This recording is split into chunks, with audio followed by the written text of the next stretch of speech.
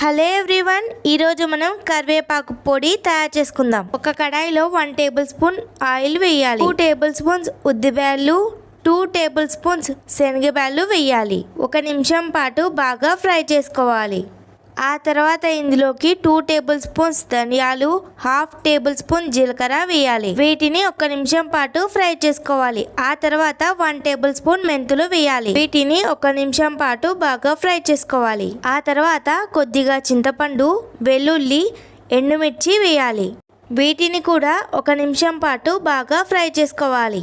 ఆ తర్వాత అదే కడాయిలో 1 టేబుల్ స్పూన్ ఆయిల్ వేసి 4 కప్పుల దాకా కరివేపాకుని వేయాలి. కరివేపాకు వాష్ చేసి ఫ్యాన్ కింద ఆరబెట్టుకున్నది తీసుకున్నాను. కరివేపాకు క్రిస్పీగా అయ్యేంత వరకు ఫ్రై చేసుకోవాలి. ఒక మిక్సీ జార్లో ఉప్పు, 1/2 టీ స్పూన్ పసుపు, ఇందాక మనం వేయించుకున్న వాటిని వేయాలి. 1/2 టీ స్పూన్ ఇంగువ కూడా వేసి బాగా మిక్సీ పట్టుకోవాలి. ఆ తర్వాత